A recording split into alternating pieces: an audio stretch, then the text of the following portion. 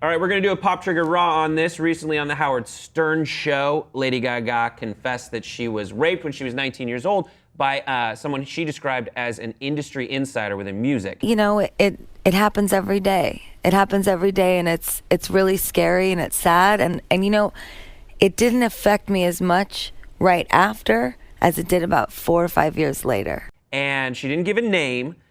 She did say, however, that when she performed the song Swine at South by Southwest and she had an artist come and throw up green liquid on her, she said the reason she did that was because of this incident. And she said if anyone was going to degrade her, she was going to be in charge of how. She would be the one who would degrade herself the most, not anybody else. And when she did, it would be beautiful. Right after that, the lawyer of Kesha, who is herself going through a sexual and emotional abuse case, her lawyer went on Twitter and started a Twitter thread about having people guess who the rapist was, using things like #nope when people guessed wrong.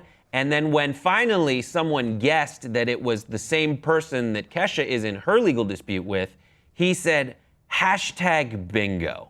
We're not going to do 5 words on this, but let's kind of talk about what's going on, starting with this story of Lady Gaga. And what do you think about her coming out with this story on the Howard Stern show?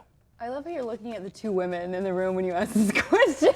I'll tell you why, because it's so hard. This is such a difficult thing to talk about. I mean, there's actually, I don't know if you watched the No More campaign. It's a bunch of football players, and they have one of their ads that's just guys like being like, I don't, and that's it, just trying to start the conversation. It's very difficult. What do you guys think? Yeah, I'm very proud of her for coming out and talking about it because she has in the past admitted it, but now she's more open about the whole thing, which is very brave of her to talk about.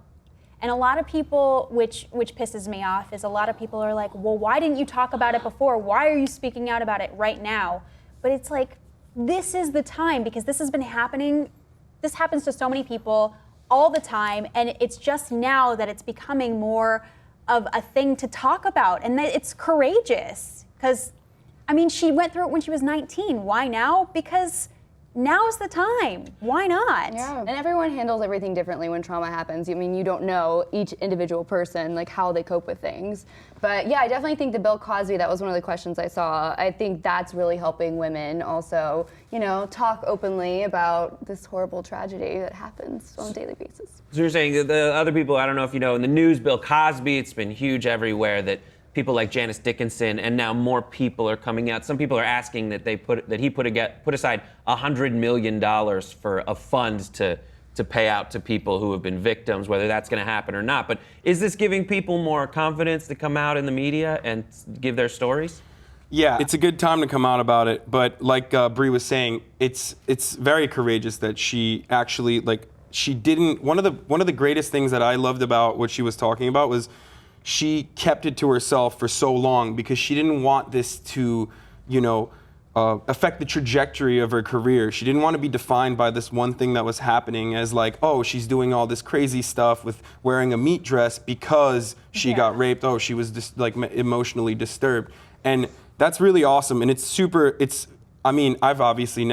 never been, sexually harassed or anything, but so I can't really understand the full, how serious this is, but it's just I would assume that it takes a lot of courage to hold that in and not actually come out and talk about it, even after the fact, even after 5 years had passed and she started to actually be truly disturbed by it. Right, and I think this proves that everyone really does handle it in their own way, and there's no more of someone's own way than how Lady Gaga handled this. Yeah. Like, this is such a Lady Gaga way. And so if anyone's like, I don't know if I'm gonna discuss it with other people, my family, whatever, whatever way you choose, Lady Gaga had someone throw up on her in front of a bunch of people. I think to each their own. Mm-hmm. So what do we think about Kesha's lawyer? Let's get to that. Okay.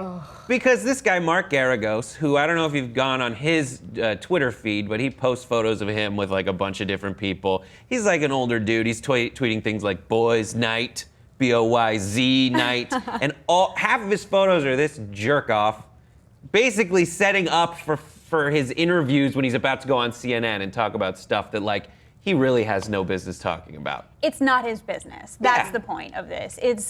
I'm glad he's, putting more blame on the attacker than the victim, but at the same time, it's not his story to tell. Yeah, and he's dealing with something else entirely. It's all up to Lady Gaga to talk about. Right, and according to both Lady Gaga and the person that Garagos says raped Lady Gaga, this is just totally wrong. Yeah.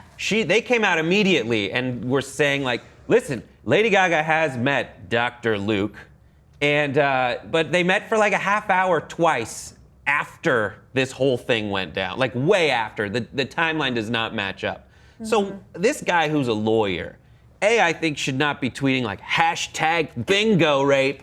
Guess the pervert was the name of his hashtag. I mean, Yeah. a lawyer's writing this, it's so unprofessional. Like, how is he even in practice? Like, that's ridiculous. Yeah. I have no respect for this guy, and I hate guys in general that do that, but to bring, this poor tragedy into it, I mean, come on. Yeah. Like, have some respect. Seriously. Haas, Ugh, you're I in get so business. frustrated. Do you think Garagos can represent himself in the libel case against him as a result of this? I don't know. I don't have enough knowledge of the law to figure that out. But it's a perfect example of why old people shouldn't really be on Twitter that much. Yeah, I mean, this guy, it just seems so tone deaf and out of touch. What do you guys think? We want to hear your thoughts on this in the comment section below, about Lady Gaga, about people butting in when they shouldn't be butting in.